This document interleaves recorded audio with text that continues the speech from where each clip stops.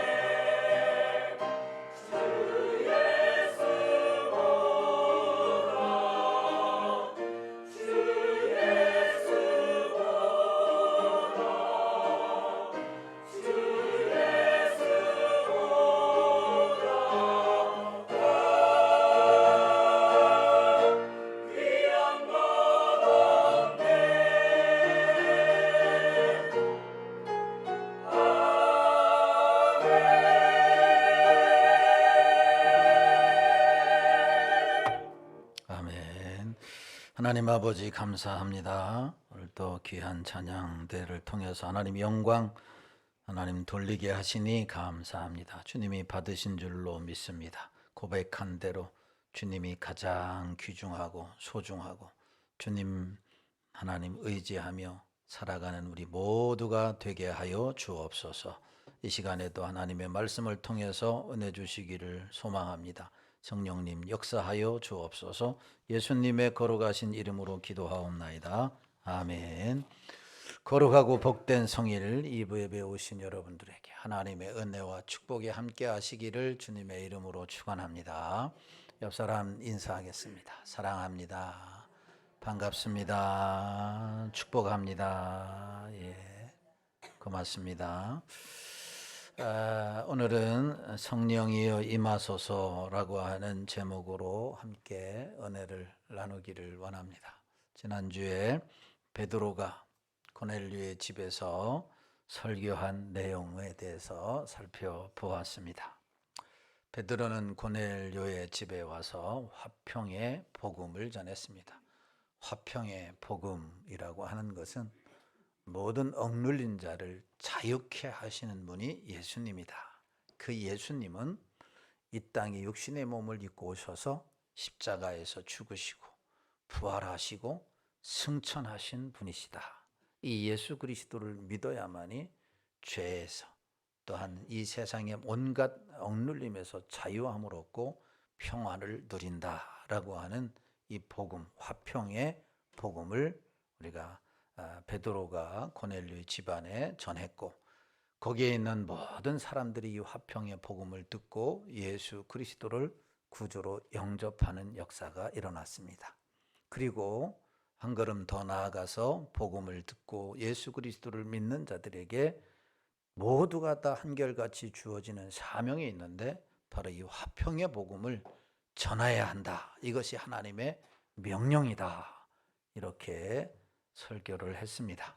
우리에게는 이미 예수를 믿음으로 하나님의 자녀가 되었으니 그러므로 이 화평의 복음을 전해야 하는 이 사명자로 살아야 한다라고 하는 말씀이 지난주의 말씀이었습니다.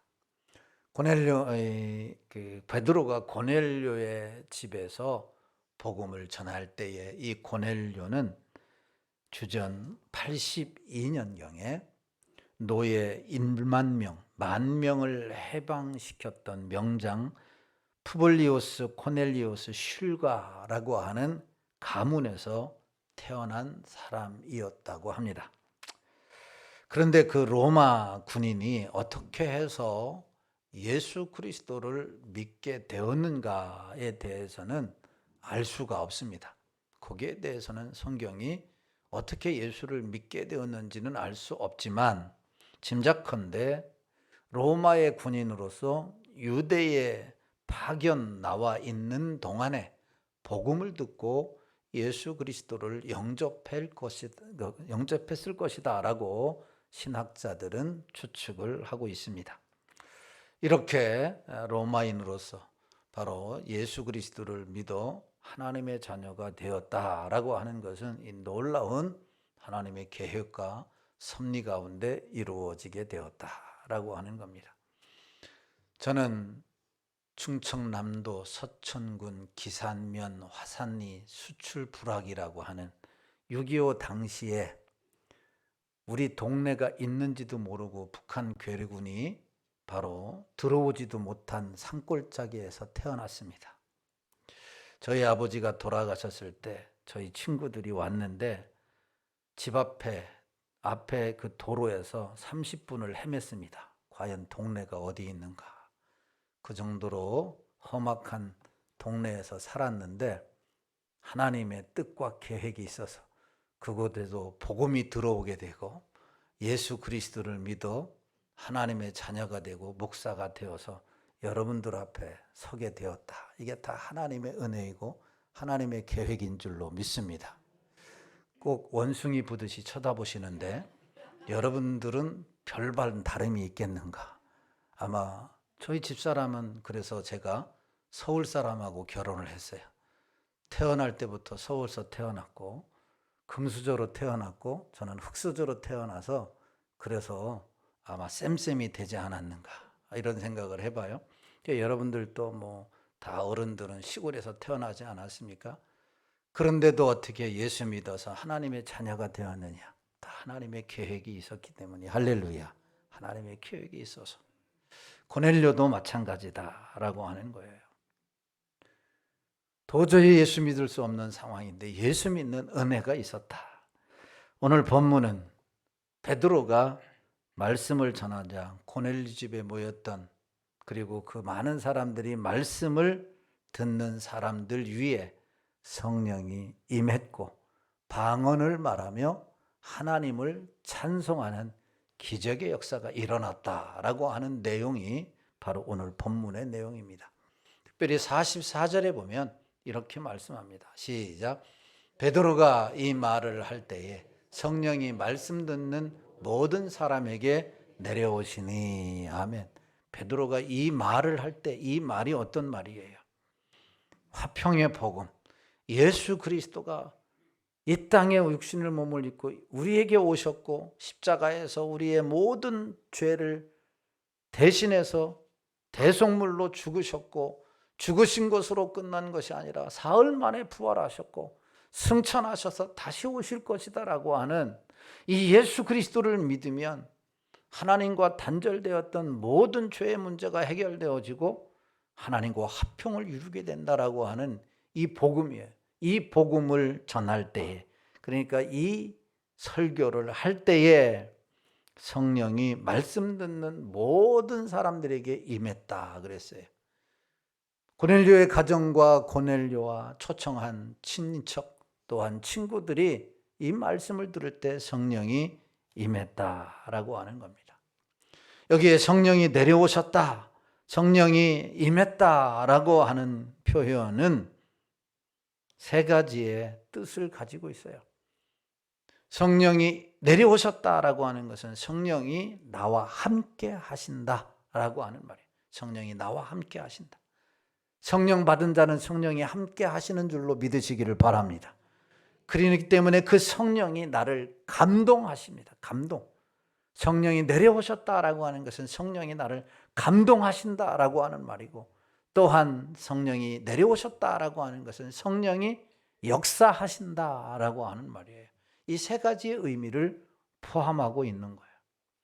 중요한 것은 성령은 스스로 계시는 하나님의 영이시고 인격과 질서의 영이시기 때문에 귀신이나 잡신을 불러오는 것처럼 좋은 것을 함으로 불러들일 수 있는 신이 아니다라고 하는 거예요. 마치 성령을 독차지하고 전매 특허라도 낸 것처럼 행세하고 말하는 사람들이 있는가 하면, 우리 교회에 와야 성령을 받는다, 우리 기도원에 와야 성령을 받는다 라고 말하는 사람들이 있어요. 여러분, 이것은 출발부터 잘못된 겁니다. 이것은 비신학적이고 비성경적인 거예요. 우리 교회에만 성령이 임하고 우리 기도원에만 성령이 임한다라고 하는 것은 성경적이지 않다라고 하는 겁니다. 왜냐하면 성령은 스스로 결단하시고 임하시게 되고 내려오시는 전능하신 하나님이시기 때문에 그런 거예요. 하나님이 신 이 성령님은 인격적인 존재이라고 하는 사실이, 그렇기 때문에 사모하고 초청하고 기도하는 그곳에 성령이 임하는 줄로 믿으시기를 주님의 이름으로 축원합니다. 고넬료의 가정, 이방인들이 모인 곳이에요. 그곳에 성령이 임했다라고 하는 것은 우리에게 시사해 주는 바가 많이 있는 겁니다. 또한 성령을 돈으로 주려고 산화하는 것도 여러분 비신학적이고 비성경적이에요.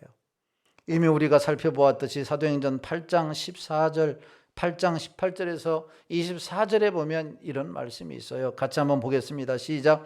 시몬이 사도들의 안수로 성령 받는 것을 보고 돈을 들여 이르되 이 권능을 내게도 주어 누구든지 내가 안수하는 사람은 성령을 받게 하여 주소서 하니, 베드로가 이르되 내가 하나님의 선물을 돈 주고 산 줄로 생각하였으니 내 은과 함께 망할지어다. 거기까지만 하겠습니다.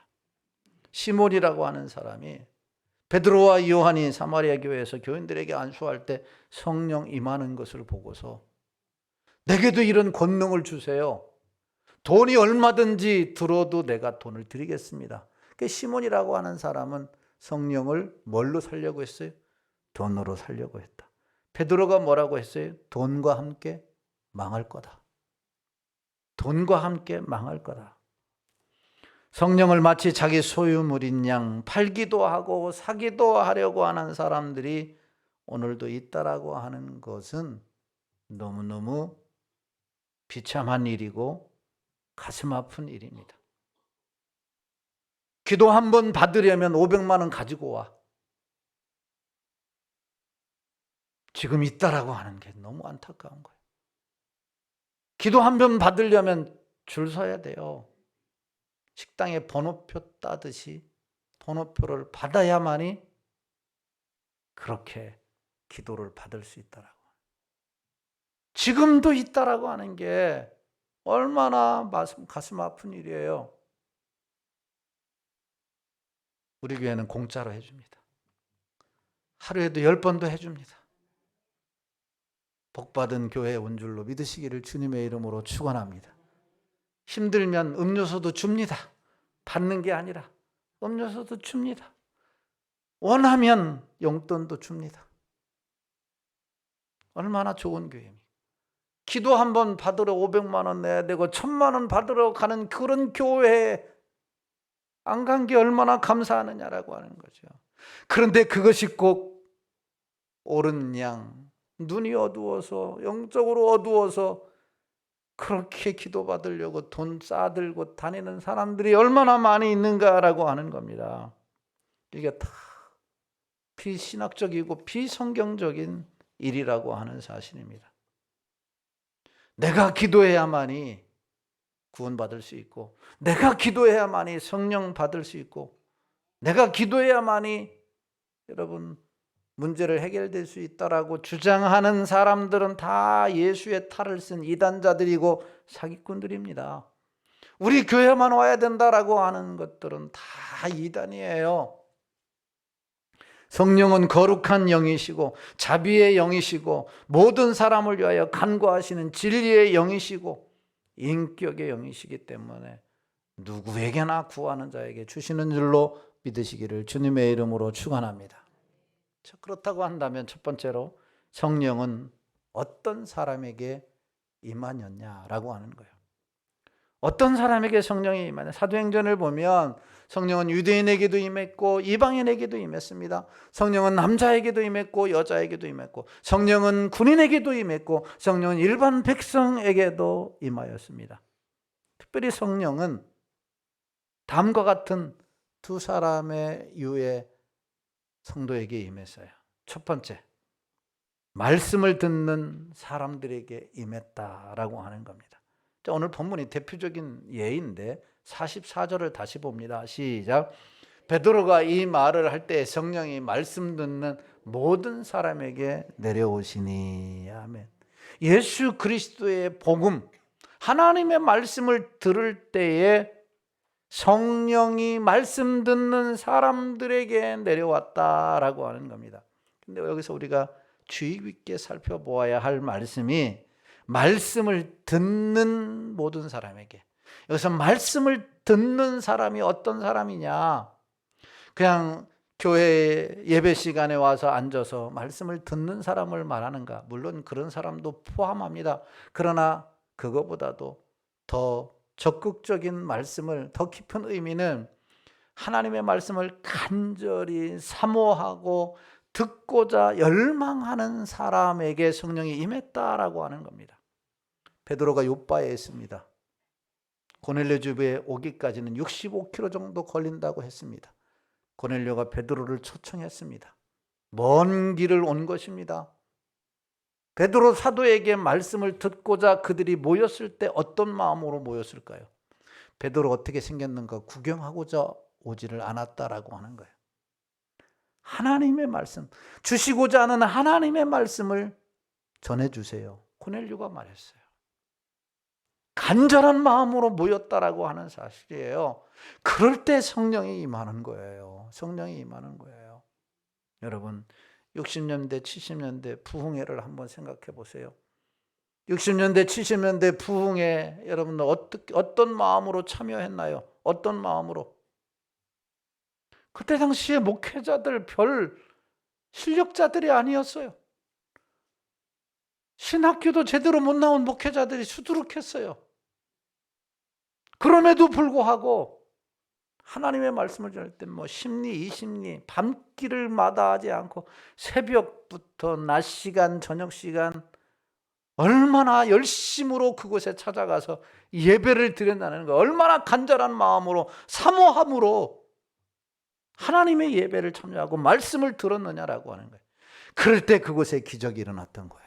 귀신이 떠나가게 되고 문제가 해결되어지고 병자가 치유받고 이런 간절한 마음으로 하나님 말씀을, 이 말씀이 저 사람에게 필요한 말씀이고 나에게는 해당되지 않는 말씀이 아니라 아니에요. 어떤 말씀을 주시든지 간에 이 말씀이 나에게 주시는 말씀이에요. 그래서 아멘으로 받았어요. 다 어떤 말씀이든지 아멘으로.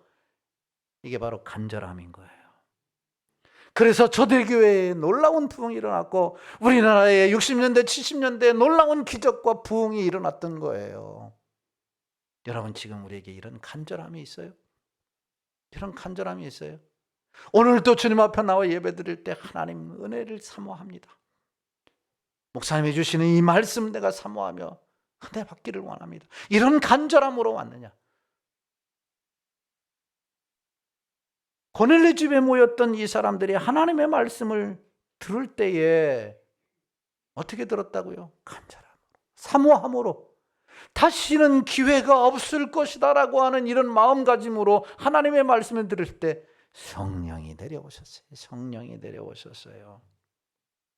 바라기는 우리도 하나님의 말씀을 셀 모임이든 전도회 모임이든 여러분 오전 예배든 오후 예배든 수요 예배든 간절한 마음으로 하나님의 말씀을 받아서 듣고서 아멘으로 하다 봐요.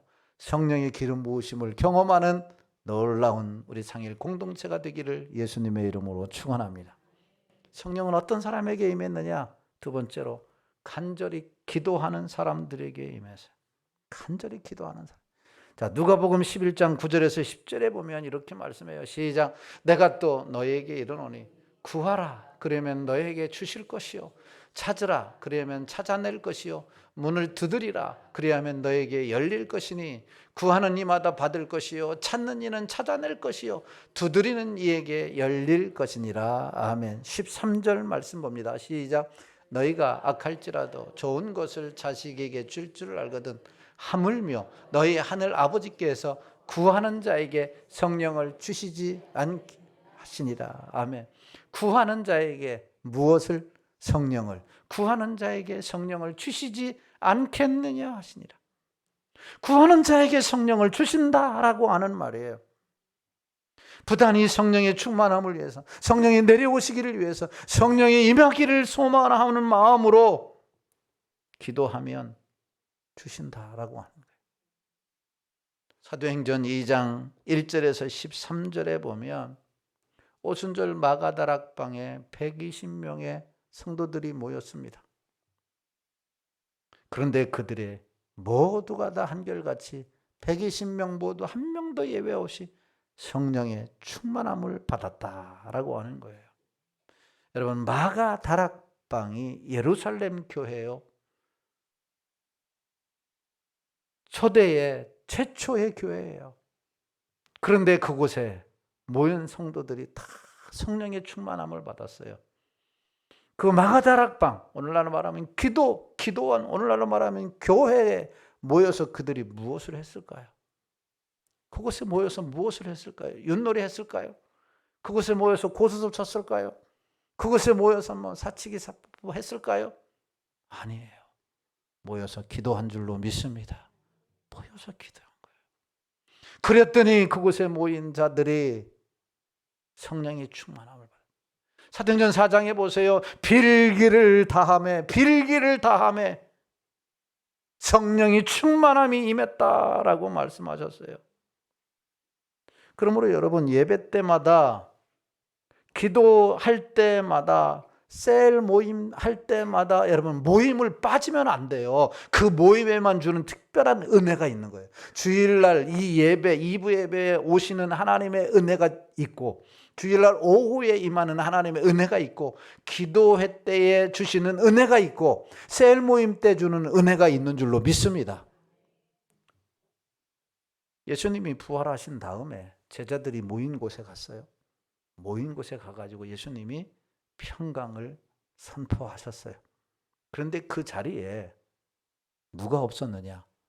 도마가 없었어요. 도마가. 나중에 제자들이 도마를 만난 다음에 우리가 주님을 만났다, 부활하신 예수님을 만났다, 그랬더니 도마가 뭐라고 그랬어요? 뻥치지 마라, 헛소리 하지 마라. 너희들이 예수님 십자가에 못 박고 나서 정신 어떻게 된 거 아니냐, 너무 충격을 받아서 어떻게 된 거 아니냐. 나는 예수님의 옆구리에 창자국과 양손 양발에 못자국을 내 손으로 만져보지 않으면 나는 믿지 못하겠다. 정확하게 8일 후에 예수님이 베드로에게 나타나셔서 말씀하셨어요. 베드로야, 도마에게, 도마야, 이리 손 내봐라. 내 옆구리에 손 넣어봐. 내 손자국, 내 발자국에 못자국을 만져봐. 그러면서 주님이 하신 말씀이 뭐라고 해요? 뭐라고 말씀하셨어요? 의심하지 말고 믿는 자가 되라, 이렇게 말씀했잖아요. 의심하지 말고 믿는 자가 되라 그랬어요. 베드로가 왜 의심했을까요? 있어야 할 자리에 있지 않은 거예요. 제자들과 함께 있어야 할 그 자리에 있지 않은 거예요. 그러니까 그 자리에만 주는 은혜를 받지 못한 거예요. 가능하면 그래서 예배 시간에 빠지지 말아야 돼요. 여러분, 다음에 은혜 받지, 그 다음에는 또 다른 은혜인 거예요. 오늘 이 예배에만 주는 은혜가 있는 거고, 오후 예배에 임하는 은혜가 있는 거고, 금요 기도에만 주는 은혜가 있는 거고, 세일모에만 주는 은혜가 있는 거예요. 그래서 열심히 여러분 모여야 되는 거예요. 할렐루야. 열심히 모여. 그래서 모임을 패하는 사람들의, 어떤 사람들의 습관과 같이 하지 말고 그날이 가까울수록 더욱 모이기를 뭐 하라고 그랬어요? 힘쓰라라고 말씀했어요. 은혜 없이는 살 수 없는 존재이기 때문에, 은혜 받아야 하기 때문에. 그래서요, 여러분, 대형 교회보다 중소형 교회가 더 복된 거예요. 대형 교회는 예배 한 번 드리고 땡치고 가버려요. 그런데 우리는 어떻게 해요? 오전에도 해야 돼요. 오후에도 해야 돼요. 내가 없으면 안 돼요. 수요일도 와야 돼요. 요즘에는 수요일 잘 안 오더라고. 금요일 날도 와야 돼요. 금요일 날 그렇게 기도하라 그래도 기도 안 해요. 등 따시고 배부른지. 새벽에도 와야 돼요. 막. 대형 교회는 내가 안 가도 갈 사람이 많아. 그러니까 아무런 꺼리낌이 없는 거야. 자꾸 모여야 돼요. 가족도 자꾸 만나야 되고, 음식도 자꾸 만나야 친밀해지는 것처럼 자꾸 모여야 하나님과 가까워지고 은혜가 임하는 줄로 믿으시기를 주님의 이름으로 축원합니다. 그리고 모여서 예배를 드리고 말씀을 들어야 하고 기도해야 돼요. 성령의 충만함이 임하는 거예요. 간절하게 기도하는 사람들에게 성령이 임하는데, 여러분 기도해서 성령 충만받아 승리할 수 있게 되기를 주님의 이름으로 축원합니다. 그러면 성령 충만은 이렇게 하면 받는데, 성령 충만이 임하면 어떻게 되느냐? 방언을 못하면 성령 받지 못한다라고 하는 사람들이 있었어요. 이 소리를 듣고 한 소년이 성령 받기 위해서 다 몸부림을 쳤어요. 열왕기상 18장에 나오는 바알과 아셀의 상을 섬기는 자들이 막 하늘에서 불이 내리기를 소망하면서, 자기들이 제단 위에 불이 임하기를 소망하면서 막 몸에다 막 그냥 칼로 피를 내고 온갖 짓을 다 했는데도 안 오잖아요. 그런데 이 말을 듣고서 한 소년이 막 몸부림을 치면서 성령 받기를 구했어요. 그러다가 악령을 받고 고생하는 것을 본 적이 있어요. 귀신들을 받고 귀신 받아서. 방언은요, 여러분, 성령이 주시는 은사 가운데 확실합니다. 성령이 주시는 은사 가운데 하나예요. 그러나 방언이 성령을 받았느냐 받지 못했느냐를 판가름하는 기준이 아닌 거예요. 무슨 말이에요? 성령 받은 사람이 방언을 할 수도 있고 방언을 안 할 수도 있다라고 하는 거예요. 그냥 방언을 못한다고 해서 내가 성령을 못 받은 게 아니다라고 하는 거예요. 그렇다고 해서 방언을 한다고 해서 성령을 못 받은 게 아니라 성령 받은 거예요. 성령의 은사 가운데 하나이기 때문에. 방언을 못해도 여러분 다른 은사가 성령 받은 사람에게 임한 줄로 믿으시기를 주님의 이름으로 축원합니다. 그러면 성령 받게 되면 어떤 사건들이 일어나게 되느냐?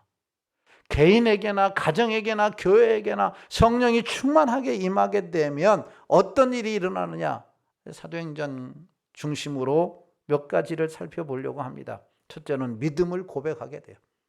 성령 받은 사람은 믿음을 고백하게 되는 거예요. 고린도전서 12장 3절을 봅니다. 시작. 그러므로 내가 너에게 알리노니 하나님의 영으로 말하는 자는 누구든지 예수를 저주할 자라 하지 아니하고 또 성령으로 아니하고는 누구든지 예수를 주시라 할 수 없느니라. 성령으로 아니하고는 누구든지 예수를 주시라. 주는 그리스도시요 살아계신 하나님의 아들입니다. 예수님이 나의 구주가 되십니다라고 고백한 사람은 모두가 다 성령 받은 사람이에요. 할렐루야. 성령 받은 사람이라는 거예요. 오늘 예수님이 나의 구주가 되십니다. 나의 구세주가 되십니다. 예수님을 믿음으로 나는 하나님의 자녀가 되었습니다 라는 고백을 못한다고 한다면 성령께서 여러분들 가운데 임하여서 이 고백을 하는 은혜가 있게 되기를 주의 이름으로 축원합니다. 이런 은혜가 있어야 돼요. 성령을 받게 되면은 복음을 전하게 돼요. 두 번째는 복음을 전하게 돼요. 사도행전 1장 8절을 같이 봅니다. 시작. 오직 성령이 너에게 임하시면 너희가 권능을 받고 예루살렘과 온 유대와 사마리아와 땅끝까지 이르러 내 증인이 되리라 하시니라. 아멘. 성령을 받으면 성령께서 내게 뭘 주셔요? 권능을 주셔요. 다이너마이트와 같은 능력을 주시고 내 마음을 감동하시기 때문에 내가 입을 열어서 귀한 복음, 화평의 복음, 생명의 복음을 전하지 않을 수 없게 된다는 거예요. 성령을 받으면 복음을 전할 수 있게 된다는 거예요. 그러니까 내가 예수를 믿노라고 하면서 이 전도하여 귀한 복음을 전하지 못한 성도가 있다면 내게는 성령의 기름 부으심이 필요한 거예요. 성령이 충만히 임하게 되면 내가 복음을 전하려고 하지 않아도 내 입이 만나는 사람들에게 예수님을 믿으라고 전하게 된다라고 하는 거예요. 죽어가는 사람에게 예수님을 전하고 싶어하는 그런 간절한 마음이 생기는 거예요. 간절한 마음이. 이게 성령이 임한 사람의 특징인 거예요. 그런데 내가 교회는 오래 다녔는데 죽어가는 사람들을 보면서도 복음 전하고자 하는 마음이 하나도 없다고 한다면 어떻게 돼요? 내게 뭐가 필요한 거예요?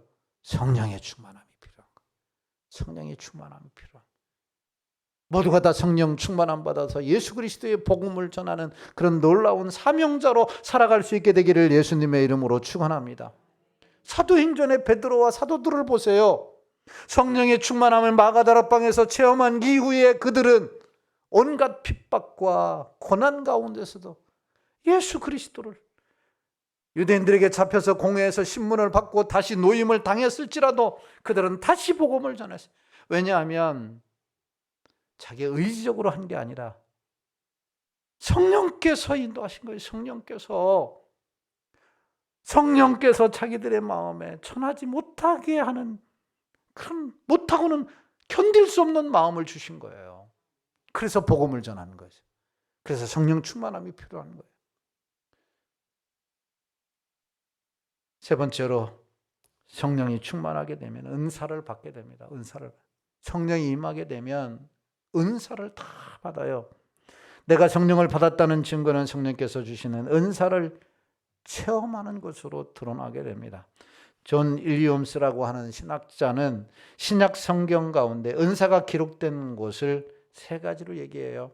고린도전서 12장, 로마서 12장, 에베소서 4장.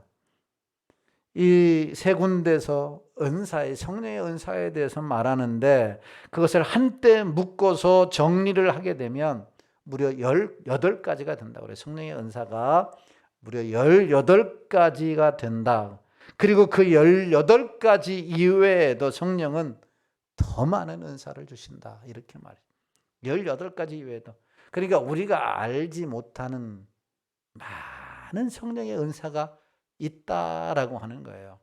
그러니까 꼭 방언만 받아야만이 성령의 은사를 받은 게 아니에요. 신유의 은사만 받은 게 성령의 은사가 아니에요. 내가 많은 환우들을 위해서 기도하고 안수했는데 못 고쳤으니까 나는 성령을 못 받은 거냐? 아니란 말이죠. 다른 은사가 있는 거예요. 다른 은사. 할렐루야. 다른 은사가 있는 거예요. 여러분 모두가 다 성령의 기름 부음을 받은 자는 성령의 은사가 있어요. 성령의 은사. 성령의 은사. 성가대는 찬양의 은사. 찬양의 은사를 받았어요. 가르치는 자, 교사들, 은사들이 있어요.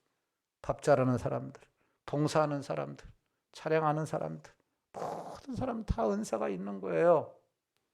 목사님 나는 아무 은사가 없는 거예요. 무제주도 은사예요. 얼마나 큰 기적이에요. 아무것도 할 수 없다. 무제주도. 저 사람은 무제주야. 그게 은사. 은사가 얼마나 많은지 몰라요. 다 은사가 있어요. 고린도전서 12장 7절을 보세요. 고린도전서 12장 7절 시작. 각 사람에게 성령을 나타내시면 유익하게 하려 하심이라. 여기서 성령을 나타내시면 성령의 은사를 주시면 유익하게 주신다. 유익하려고 주셨다라고 하는 거예요.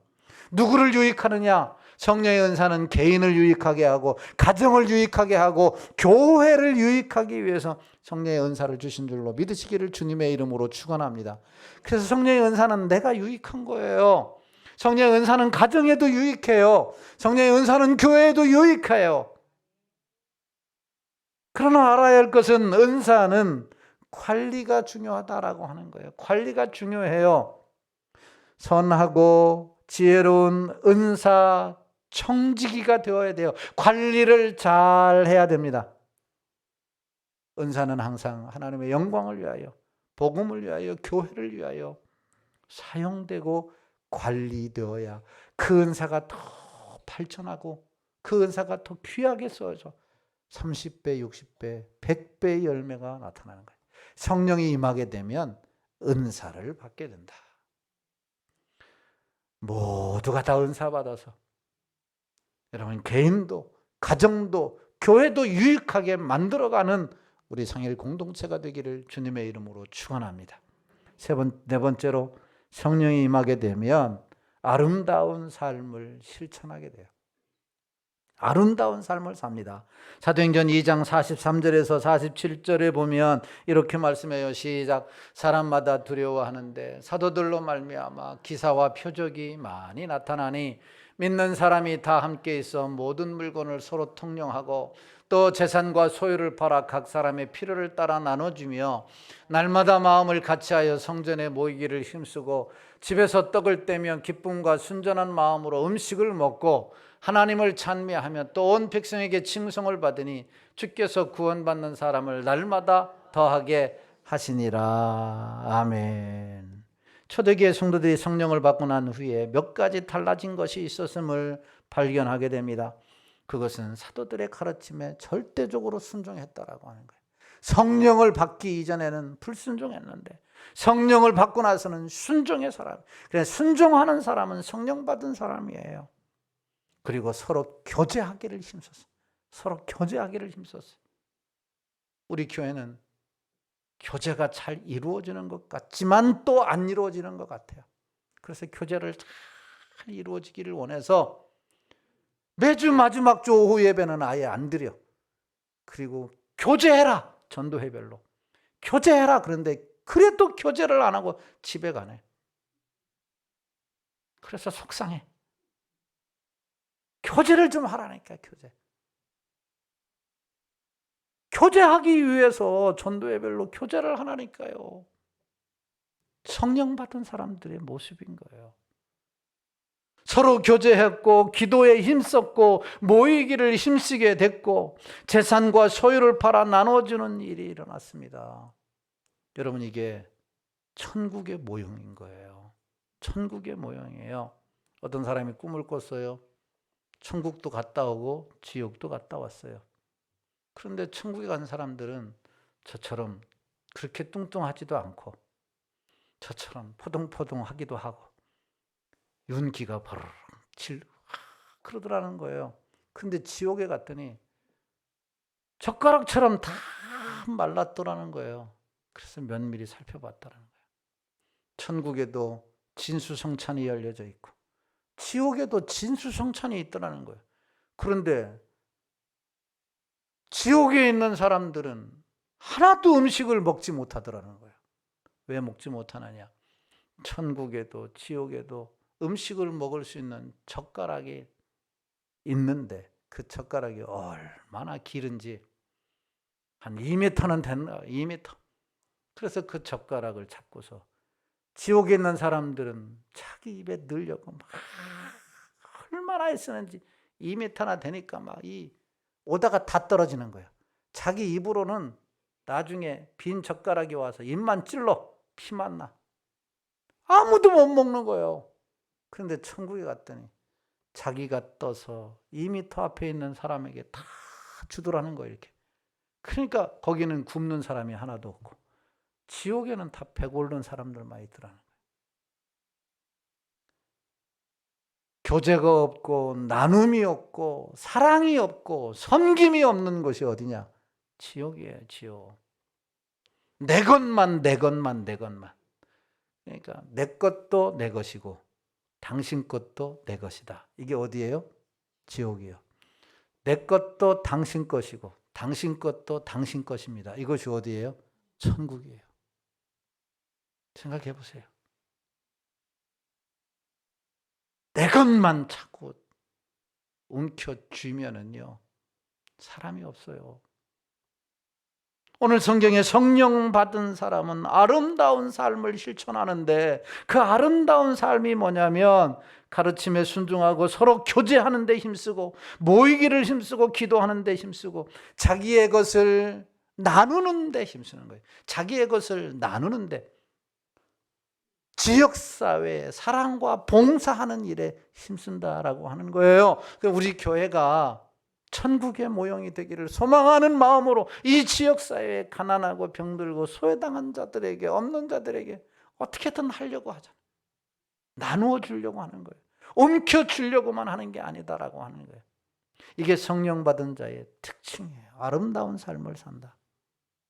나는 왜 이렇게 주는 게 아까운지 몰라. 나는 코딱지도 주기도 아까워. 이런 사람들은 성령 받아야 돼요. 할렐루야. 성령 받아야 돼요. 나는 왜 이렇게 주고 싶은지 몰라. 만나는 사람마다 이렇게 주고 싶어. 주고 싶은지 몰라. 나는 왜 그런지 몰라. 유행 가서도 그래. 그러면 성령 받은 사람이야. 우리 모두가 다 성령 받아서 아름다운 삶을 실천하는 공동체가 되기를 예수님의 이름으로 축원합니다. 다섯 번째, 성령 받은, 성령이 충만하게 임한 사람의 특징이 뭐예요? 하나님의 말씀 듣기를 사모하네. 하나님의 말씀 듣기를 사모해. 자, 오늘 본문 48절을 보세요. 48절 시작. 명하여 예수 그리스도의 이름으로 세례를 베풀라 하니라. 그들이 베드로에게 며칠 더 머물기를 청하니라. 그들이 누구예요? 코넬료 집에 있었던 사람들이에요. 복음을 듣고서 예수 그리스도를 영접한 사람, 성령을 받은 사람들이에요. 그들에게, 베드로에게 뭐라고 얘기했어요? 며칠 더 머물러 달라. 가지 말고 며칠 더 머물러 달라. 뭐 때문에요? 베드로하고 놀려고요? 하나님의 말씀을 듣고자. 하나님의 말씀을 듣고자. 예전에는 부흥회 할 때 며칠 더 하는 일이 있었다고 그래요. 일주일 더 은혜가 넘치니까 막 하나님의 말씀을 듣고자. 요즘에는 하루만 더, 1시간만 더 하자 그러면 강의하다가도 10분만 더 할까요? 다 도망가. 기도할 때 다 도망가 그냥. 그런데 고넬료의 집에 모였던 자들은 며칠도 머물러 주세요. 며칠도. 다윗이 고백했던 것처럼 하나님의 말씀이 꿀송이보다 더 달아. 꿀송이보다 더 달아. 그래서 며칠 더 사모하면서. 성령 받은 사람들의 특징인 거예요. 하나님의 말씀이 수면제로만 다가오는 여러분, 성령 받으십시다. 성령 받으면 이 말씀이 보약이 되고, 이 말씀이 능력이 되고, 이 말씀이 우리를 새롭게 하는 줄로 믿으시기를 주님의 이름으로 축원합니다. 하나님 말씀 듣기를 삼아. 말씀 듣는 게 그렇게 지겨운 사람들은 성령 받아야 돼요.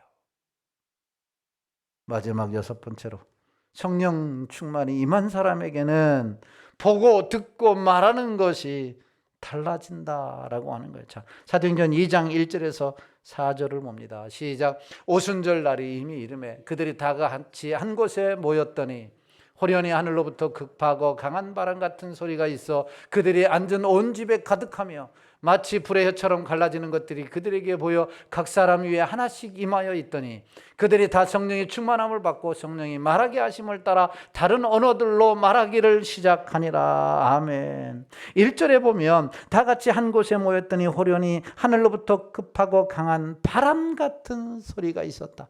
방언 같은 소리가 있었다. 성령 충만을 받은 사람들은 좋은 소리를 듣는 거예요. 성령의 음성을 듣는다라고 하는 겁니다. 여러분, 우리가 살아가면서는 좋은 소리도 있고 나쁜 소리도 있고 비판하는 소리도 있고 정죄하는 소리도 있고 귀에 거슬리는 소리도 있고 귀에 즐거운 소리도 있어요. 오만 가지 소리가 있어요. 가정에서도 소리가 천차만별이고 교회 안에서도 온갖 소리들이 다 들립니다. 그런데 성령이 충만한 사람은 그 많은 소리 가운데 어떤 소리만 들려요? 좋은 소리만 들리는 거예요. 좋은 소리만 들려요. 나에게 좋은 소리는 안 들리고 누구를 비판하고 누구를 정죄하고 누구를 판단하고 누구를 욕하는 소리만 들리면 귀가 번뜩 뜨여서 같이 욕하고 같이 정죄하고 죄를 짓는 사람이라면 뭘 받아야 돼요? 성령을 받아야 돼요. 성령 충만함이 있어야 되는 거예요. 그래야 좋은 소리가 들리는 거예요. 좋은 소리. 아니, 온갖 잡소리들이 다 들린다니까요. 소리가 다 들려요. 그런데 성령의 사람은 좋은 소리만 듣는 거예요. 뿐만 아니라 성령의 사람은 좋은 것만 봅니다. 2절에 보면 온 집에 가득하며 마치 불의 혀처럼 갈라지는 것들이 그에게 보였다라고 했어요. 그들의 보인 것이 뭐냐면 성령의 역사가 보인 거예요. 성령의 역사. 성령의 사람들은 좋은 것만 봐요. 교회 와도 나쁜 것 안 본단 말이에요. 좋은 모습만 보는 거예요. 어떻게 한 사람 한 사람이 좋은 면만 있겠어요? 나쁜 점도 있죠. 어떻게 칭찬한 면만 있겠어요? 지적할 일도 보이죠. 그런데 성령의 사람은 지적한 것은 안 보고 좋은 모습만 보는 거예요. 좋은 모습만 보여요. 권사님의 좋은 모습, 집사님의 좋은 모습, 장로님의 좋은 모습, 성도님의 좋은 모습만 보여지는 거예요. 야, 오늘 아침에 집사님 세수하고 왔어? 왜 이렇게 얼굴이 그냥 시커먼해? 화장이나 했어? 장로님 오늘 머리 감고 왔어요? 왜 이렇게 냄새가 나? 옷은 언제 빠른 거야? 이런 걸로 안 보고요. 좋은 모습을 보는 거예요. 좋은 모습을. 이게 성령 받은 사람의 모습인 거예요. 뿐만 아니라 오늘 2장 4절에 보니까 뭐라고 말씀해요? 성령 충만함을 받고 성령이 말하게 하심을 따라 다른 언어들로 말하기를 시작하니라.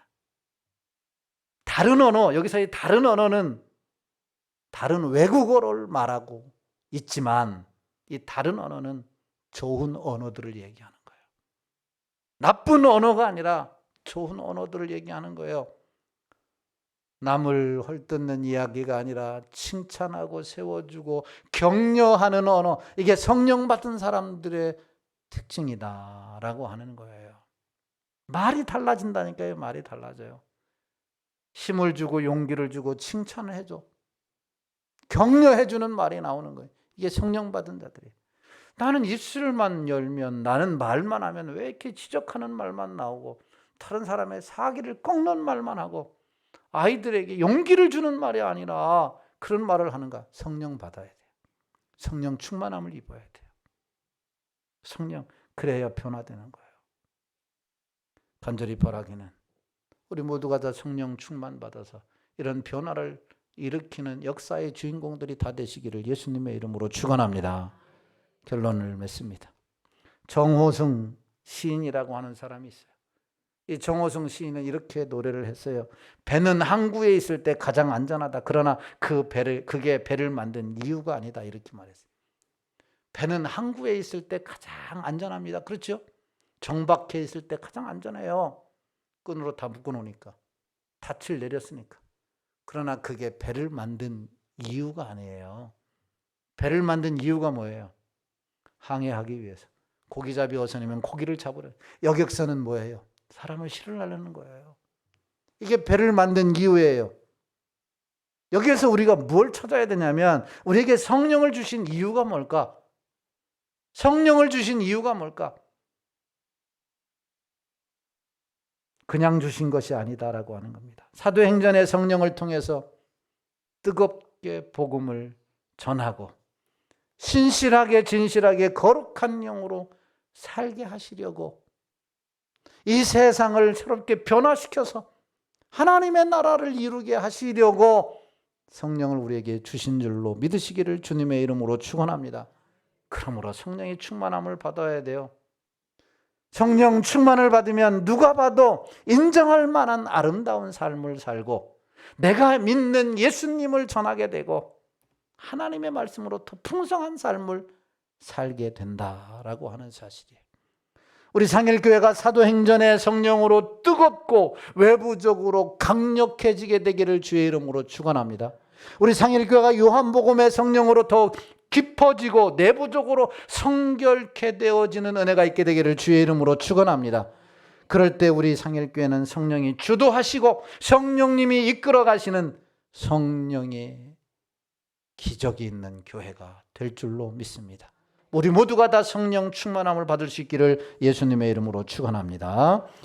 이 땅의 동과 서남과 북 부르시고 성령의 충만함을 위해서 변화된 삶을 사는 주역이 되도록 위해서 통성으로 기도하겠습니다.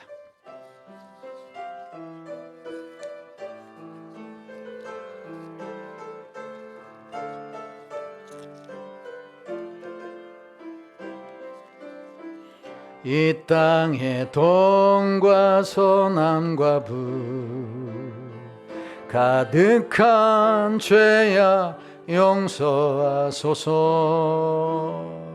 모든 우상들은 무너지고 주님만 높이는 나라 되게 하소서. 이 땅에 지친 모든 영혼 주 예수 사랑 알게 하소서. 저들의 아픔과 눈물 씻는 주님의 보혈 이 땅 치유하소서. 성령의 새바람 이 땅에 불어오 주의 영 그 생기로 우리를 다시 살리사 이 땅에 하나님 영광 거하니 그런 나라가 되게 하소서. 열방의 하나님 영광 거치는 그런 교회가 되게 하소서. 오늘 말씀을 생각하시면서 하나님 우리에게도 성령의 충만함을 허락하여 주셔서 믿음을 고백하고 하나님 복음을 전하고 은사를 받아 하나님 교회를 유익하게 하고 아름다운 삶을 실천하며 하나님 보고 듣고 말하는 것이 달라지는 놀라운 천국 공동체를 세워가는 저희들이 되게 하여 주옵소서. 주님의 이름 한번 부르고 사모하며 기도합니다. 주여. 할렐루야. 하나님 아버지, 인격의 성령님 앞에 이 시간도 하나님 말씀 듣고 간절히 기도합니다. 구하는 자에게 주신다라고 하셨사오니 하나님 이 시간 성령의 충만함을 사모하며 간절히 기도합니다. 하나님 각 사람 위에 성령으로 충만하게 하여 주시옵소서. 하나님 성령이 임함으로 말미암아 예수 그리스도를 구주로 고백하게 하여 주시고 하나님이 입술로 예수 그리스도를 또한 전하게 하여 주셔서 저들을 통해서 하나님의 나라 하나님의 뜻이 이 땅 가운데 하나님이 확장되어지는 역사가 일어나게 하여 주옵소서. 성령이 충만하게 임함으로 말미암아 각종 은사들이 하나님 우리 가운데 일어나서 교회를 유익하고 가정을 유익하고 우리의 삶이 유익히 되어지는 놀라운 역사가 일어나기를 소망합니다. 하나님 아름다운 삶을 실천하는 천국 공동체를 만들어갈 수 있도록 성령님 충만하게 우리에게 부어 주시옵소서. 보고 듣고 말하는 것이 이제는 달라지기를 소망합니다. 성령이 충만한 자들에게 임하는 이 놀라운 역사를 경험하게 하여 주시옵소서. 우리 상일교회에 성령 충만함을 허락하여 주시기를 간절히 바라옵고 원합니다. 뜨겁고 강해지게 하여 주시고 하나님 부드럽고 온유하게 하여 주시고 하나님의 성령의 은혜가 충만하여 날로 부흥되는 역사가 일어나게 하여 주시옵소서. 우리 모두에게 성령 충만함을 허락하여 주시기를 간절히 기대하고 소망하며 우리의 기도를 들으신 예수 그리스도의 거룩하신 이름으로 기도하옵나이다. 아멘. 지금은 교회의 머리가 되신 우리 주 예수 그리스도의 은혜와 하나님 아버지의 지극만극하신 사랑하심과 성령 하나님의 감화감동 내주인도 역사 충만하심의 은혜가 성령 충만을 사모하고 성령 충만함 받아서 하나님이 원하시는 기뻐하시는 공동체를 세우고 그 삶을 살아서 우리가 가는 곳마다 새로운 변화를 주도하는 주역이 되기를 소망하는 성도들 머리 위에와 가정과 직장과 사업과 자녀들 위에 이 나라 이 민족과 몸된 상일교회 위에 이제로부터 영원토록 함께 있을지어다. 아멘.